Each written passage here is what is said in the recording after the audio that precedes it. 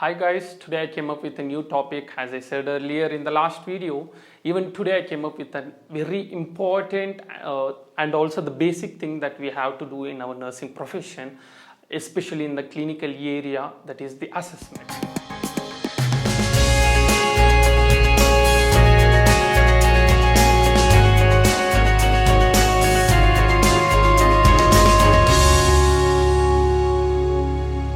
So what assessment we will be doing in our nursing career? In the clinical side, we will be doing nursing assessment, which is there is a separate heading or a branded type. It is said to be a physical examination. Okay. So what do you mean by physical examination? Let's see the definition. Physical examination is nothing but a complete assessment of both the physical as well as the mental status. Okay, this is what the physical examination does. Okay, this part absolutely covered by ourselves, that is the nurses. So especially the patient, these is the interactions between the patient and the nurse. Either it may be verbal, on observation, or touching method, or inspection, palpation, whatever it may be. Okay, it is dealt with between the patient and the nurse. So nurse should be more empowered in knowing this part. Okay, so now let's start with the topic, the physical examination. We have seen the definition, and now let's start with the components or the subheadings that covers under. Okay, the first thing what the physical examination covers is the general appearance, which plays a major role because all patients cannot be physically examined. So we have to assess whether the patient is eligible to assess further in physically. So in this part, it covers mainly the physical examination, that is the general appearance. Okay. So in general appearance, what are the points that you can cover for? What are the assessments that you can do in patient? First thing you can see, you can assess for the consciousness, orientation, body build, body mass, gait, posture, mood and affect, and body movements ability. These are all things you can assess in general appearance. Let's discuss one by one. So consciousness, what you will be see or assess in consciousness? You have to assess for whether the patient is conscious, unconscious, or semi-conscious. These three you have to cover for. Okay, and let's see the second subheading in general appearance, that is the orientation. In orientation, you have to look for whether the patient is oriented to time, place, and person as well, and body, gait, and posture. This also plays a major role because whether the patient is able to walk, whether his gait is in proper posture. Gait and posture is nothing but whether the patient's body movement ability is normal or not. You have to assess for it, and then you have to assess for the mood and affect. As I said earlier, physical examination includes both the physical as well as the mental status.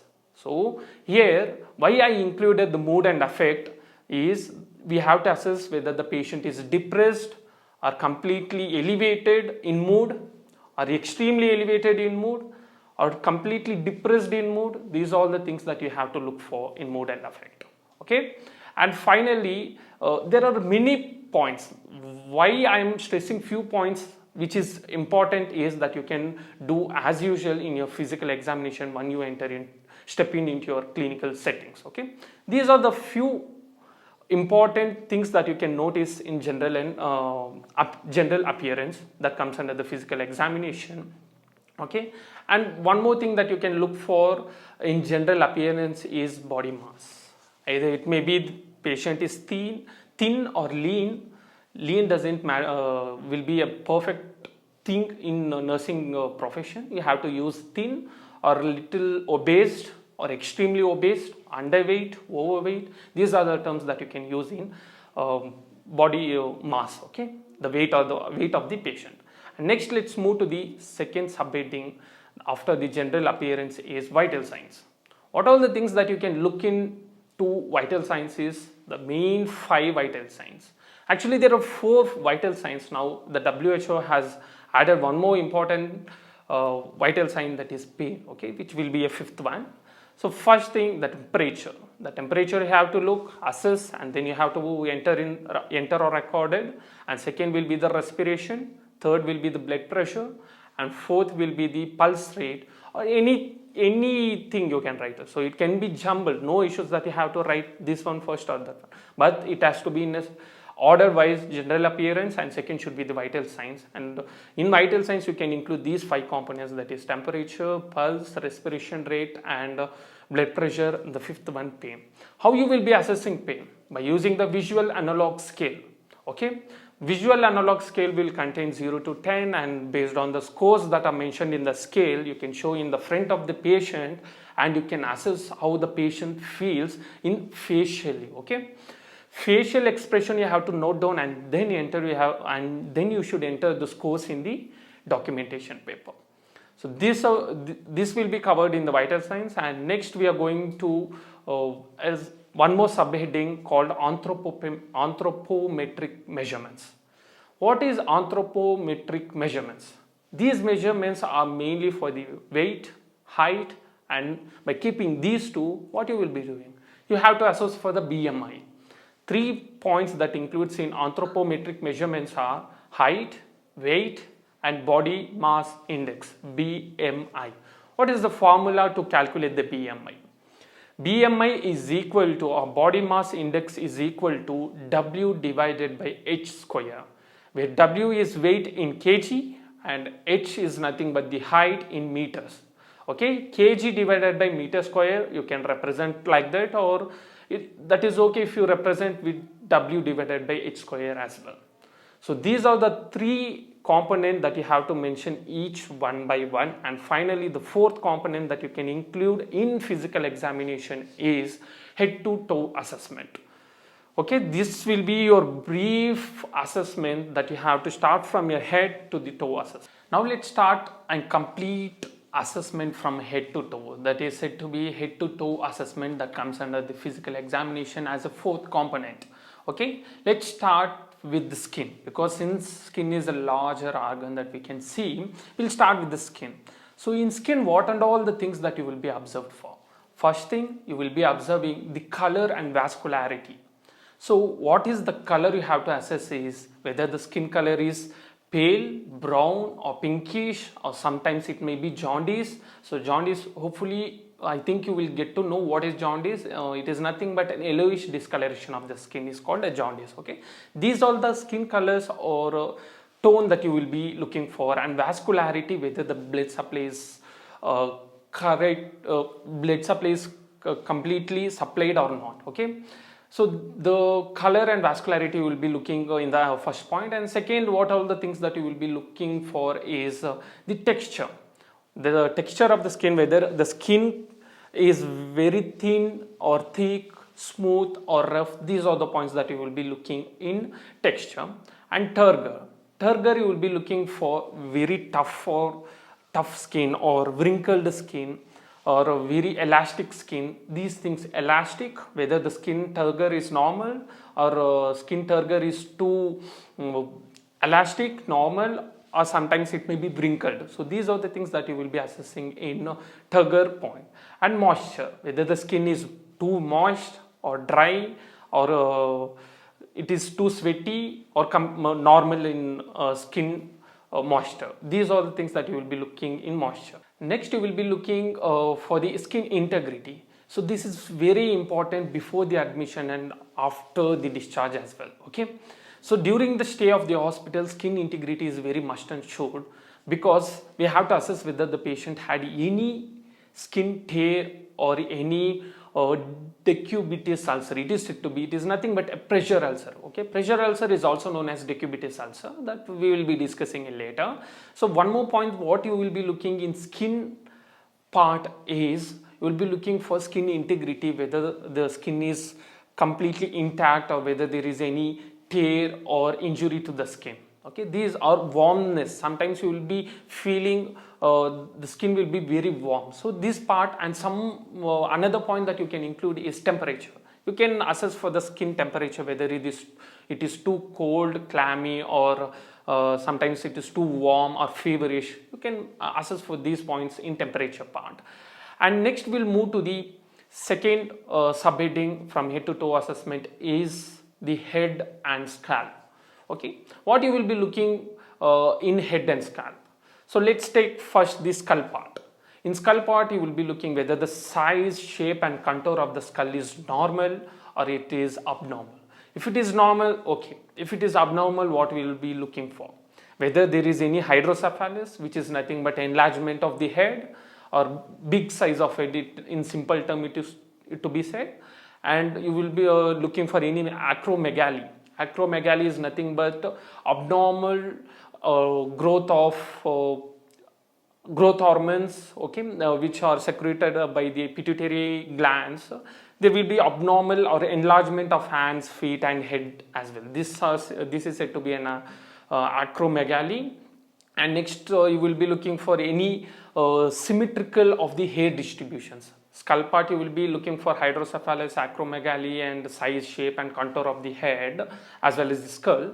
And next, coming to the hair part, you will be looking for the distribution of the hair, whether it is completely distributed or there is some hair fall at the center of the head or the skull, which is said to be bald head or alopecia. Alopecia is nothing but loss of hair. So you will be looking for alopecia as well. So these are the points that you can look in hair part. Okay. And next, let's come to the beard as well. Beard. These all consists of face. Okay. Head, scalp, and hair distribution, face, and in mustache.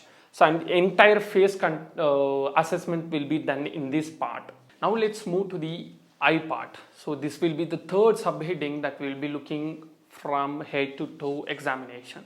So in eyes, what and all the things that you will be assessing for is firstly the eyebrows. The eyebrows, you will be looking for whether there is any symmetry, the eyebrows are whether symmetrical or not. Asymmetry of eyebrows or symmetry of eyebrows. The shape, size, whether it is curved, long or short, straight. These are all the things that you will be looking in eyebrows. And next is eyelashes. Eyelashes, whether it is symmetrical or whether any hair distributions are less or more, that you will be looking in eyelashes. And next, eyelids. Eyelids, you have to look for swollen, whether the eyelids are swollen or there is any inversion of the eyelids or eversion of eyelids. Okay, whether the eyelids are inverted, it is said to be an entropion, and eyelids, if it is everted, it is said to be ectropion. So these are the things that you have to look for eyelids, and whether there is any discharge. Okay, you have to make a note whether if there is any discharge in the eyes, that also comes in the eyelids. And next, you can the important thing that you can see in the eye area is the pupils. Okay, there is a mnemonic that you can assess for pupil is PERRL, which is nothing but pearl. You can pronounce it as PERRL. Pupils equal round reacting to light, and also you can assess for accommodation. Pupils accommodation will take some time when if you move from direct dark light to the light which is heavy to the eye. Okay, so at that time there will be some accommodation period that will affect your eye. So this is the things that you can see in pupils, that is PERRL, pupils equal round reacting to light. This thing you can see in the pupils. And next, if you move towards the cornea, conjunctiva, sclera or iris, you can note for the color, whether the conjunctiva color is pale, pink or yellowish, which is said to be a jaundice. These are the things that you can assess for these parts. And next, main thing you have to note is whether there is any visible discharge from the eyes. Okay, so these are the things that comes under the eye assessment. And next, let's move to the ear assessment. Here, what are the things that you can look for is the ear pinna or ear lobe, it said to be. Okay, ear pinna, whether you have to look for whether the size is normal or the size is increased, short or large, or the ears are symmetrical or asymmetry. These are the things that you can look for ears in ear pinna. And second thing, you can look for ear canal as well, whether there is any dirt or any discharge from the ear canal, as well as the tympanic membrane that you can assess for the hearing acuity. In visual acuity, there will be a normal visual acuity, that is normal vision will be the 6/6 or 20/20. In here, there are certain tests that you can assess the hearing. What are those things that you can assess in ear part? There are certain tests that are whisper test and Weber's test, Rin's test. These are the tests that are helpful in testing the hearing acuity or hearing problems. Okay, by keeping the tuning fork, they will, after the banging in the area, they will keep near to the ear. That will help in assessing the hearing acuity. Now let's start with the nose examination. Okay, so earlier we have seen up to ears. Now let's start from nose. Okay, in nose assessment, what all the things that we will be assessing? First thing, the nostrils. In nostrils, you have to see for the size and shape, as well as in nose, entire thing you have to look for is size and as well as the shape, whether it is symmetrical or non-symmetrical. And next, we have to look for the nostrils, and next the midline, whether the nasal septum, this is the nasal septum is whether middle line or it is deviated, or whether it is perforated it in the sense something perforated, something swollen. Okay, so these things you have to look in nose, and you have to look for any nasal mucosal discharge is present or not. Rhinitis is nothing but an inflammation of the nasal mucosal layers or cavities, whatever it may be. And you have to look for any discharge or breakage or fissures in the outer layer as well as the inner layer of the nose. Next we'll come to the mouth and pharynx. Mouth and pharynx, what all the things that you can assess is, firstly have to look for the lips. Let's go one by one, starting from outer layer. Lips we can assess for whether the color of the lips is normal, like pale color, or it is completely dark in color, pinkish red or pink, or whether there is any crackled lips, and sometimes there will be a stomatitis, angular stomatitis, where there will be in the end of the lips, the connectivity between the upper and the lower lip, there will be an inflammation, itis. Always it is said to be an inflammation. Okay, angular stomatitis, so that it is said to be an inflammation of the lips in the border areas, that is the end of the upper and the lower lips. Okay, next we'll move to the teeth.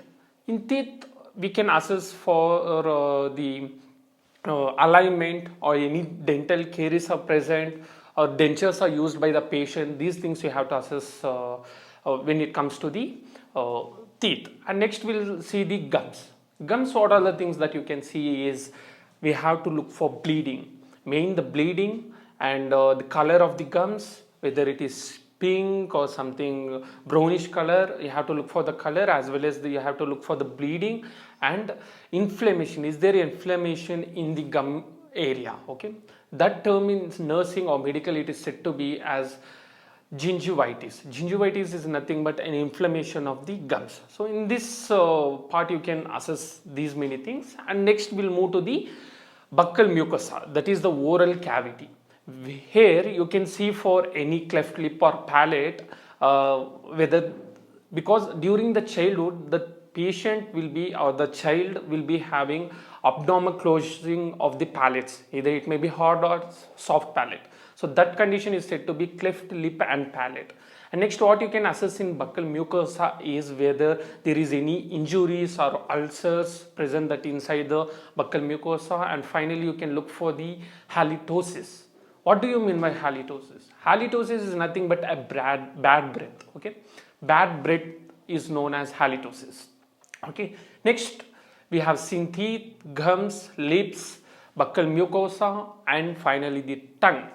In tongue, what all the things that you can see is, you have to see for the color, whether it is white, or in case of jaundice there will be a yellow color and there will be coated tongue. Many of them will be having some coated tongue here, which is outer layer, that leads to bad breath, which is said to be halitosis. Okay, and and there will be an inside small tongue. In general terms, it's said to be a small tongue inside. It is said to be ovula.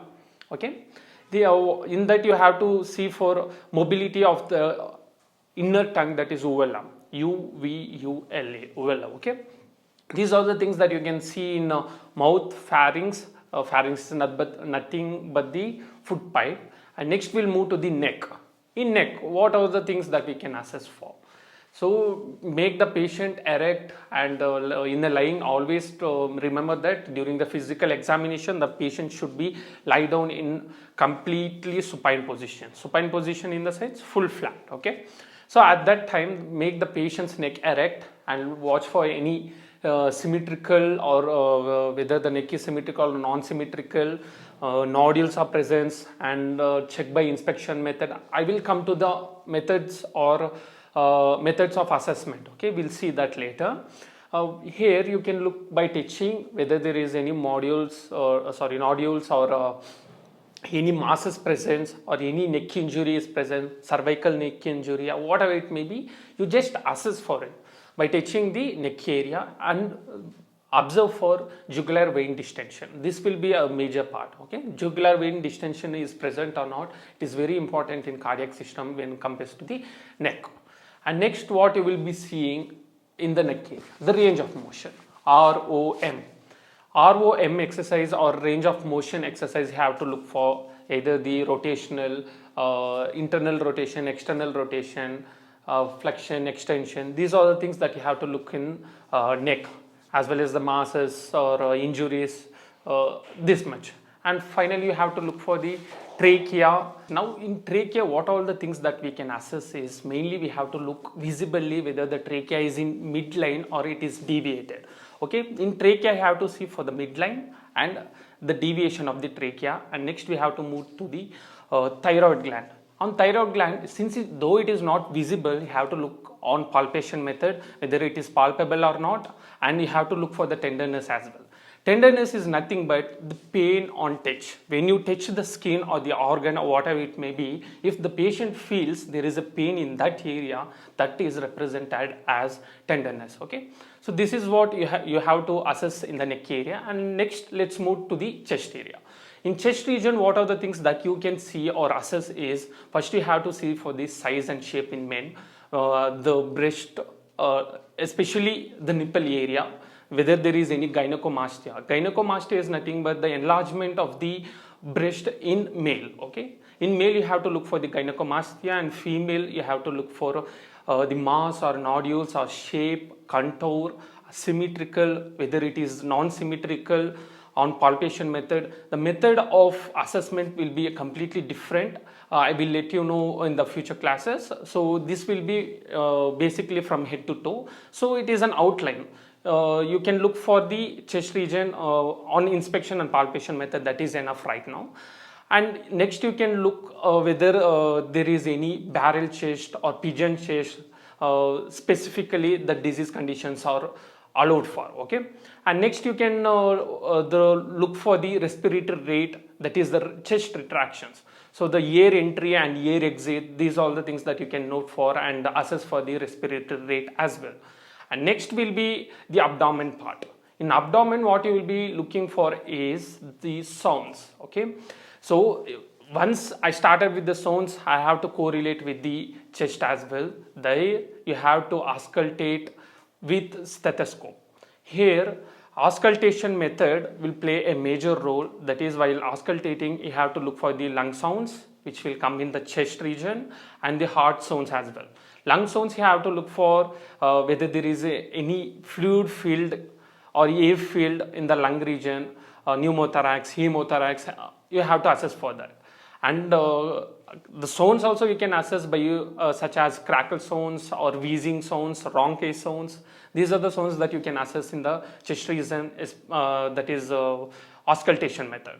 And in heart, that is the cardiac region, what you can assess is the S1, S2 and other murmur types of cardiac sounds. These are the sounds that you can expect in the heart region, that is the cardiac region. Okay, so these will be coming in the chest as well. And next, if we specifically think about the abdomen sounds, that is the bowel sounds. Okay, the peristalsis movements plays a major role in bowel sounds. The peristalsis movements itself is said to be a bowel sounds, okay, that you can assess with the auscultation method by using the stat. Okay, you have to assess for the bowel sounds, and you have to see for any abnormal bowel sounds, like there is a specific time that you have to look for the bowel sound, but it vary each time and according to the diurnal variation. Okay, and next, if let's move to the another part, that is genitalia. In genitalia, what you will be looking for is male organ and also the female organ, that is male genitalia and female genitalia. Male genitalia have to look for the scrotal assessment with the palpation method, as well as the inspection whether there is any allergy or ulcers around the private parts, and you have to look for any discharge especially. Okay, in female genitalia, you have to look for the menstrual periods as well as the menstrual cycle, and also any abnormal vaginal discharges. And when you come to the male, you have to look for any abnormal discharge from the male organ, such as like any low count of sperms or anything as such, but it has to be taken as a history collection. Okay, these are the things, but you have to assess both on observation as well as on palpation method. Next, if we come to the another part that is which is major important in our body is spine. Okay, you have to look for the curvature of the spine curvature. What are the things that you will be looking in the spine? First thing is kyphosis, lordosis, and scoliosis. These are the three curvature of spine. Okay, spinal, in the sense these are said to be a deformities of spine. Kyphosis is nothing but the anterior curvature of the spine, where spine will be in the anterior part. Okay, and posterior curvature of the spine is nothing but the lordosis, where this will be in the antenatal mother. So the antenatal mother usually will be in the lordosis posture, where she will be in the backward towards. Okay, so that is the reason why antenatal mother usually gets the spinal problem and the backache during her pregnancy. And third is scoliosis.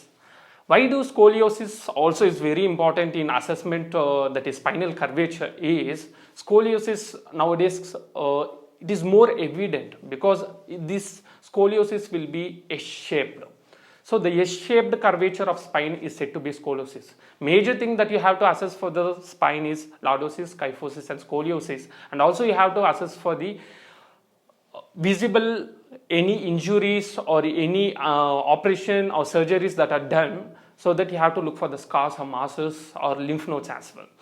And finally, the range of motion, because after making the patient to walk only, you have to assess for these spinal curvature as well as the body movements along with the range of motion. And next, finally, the extremities. Extremities, as I said earlier, the range of motion plays a vital role here. So you have to make the patient to walk, and then you have to assess for these ROM exercises, range of motion exercises. During the exercise, it is better to provide active and passive exercises that you know, so that it will be more easier for you people to assess, like extension, flexion, abduction, adduction, hyperextension. So at that time, you will get to know whether the patient had undergone any procedure, or patient feels any disabilities or difficulties in day-to-day activities, or like doing a range of motion. You have to assess for the range of motion whether it is possible or limited. If it is limited, you have to assess further and you have to refer to the physiotherapist. Okay, these are the things that you can look for. And finally, last but not least, you have to look for the bowel habits and bladder habits. Okay, bowel habits, what you will be looking for is you have to assess for any constipation or frequent diarrhea, or any other surgeries that have done, like hemorrhoids you have to look for, which is both similar for anal and rectum. You have to look for any constipation, hemorrhoids are present, internal, external hemorrhoids, or any fissures or any tear in the anal area you have to look for. And bladder habits, you have to assess for urinary incontinence or urinary retention or any bladder obstruction. These are the things that you have to look for, bladder habits, that will suit for both anal and rectum. Rectum, you can rectocele. So rectocele is nothing but abnormal infection or inflammation that occurs in the rectal area, so that may lead to abnormal protrusion, okay, which is said to be a rectocele. Abnormal protrusion from the rectum area is said to be a rectocele. So these are the things that you have to assess so that it will make you and the patient as well as in the safer hands. Okay. So today I have done with entire topic of head to toe assessment as well as the general appearance that mainly included 4 points in the physical examination. Let me repeat once again. First point is general appearance, and second you will be looking for anthropometric measurements, and vital signs will be the third, and finally the head to toe assessment. So these are the 4 things that you can look for. Always remember these 4 subheadings that comes under the physical examination, and this will be the entire physical examination, but there will be one more important topic that you have to know about, because this is complete physical examination. As I said earlier, it is complete of both mental and physical, where you will be assessing more. As I said earlier, there will be systemic examination that will be coming in the upcoming video. Stay tuned. This is Manoj. Let's have a new bye.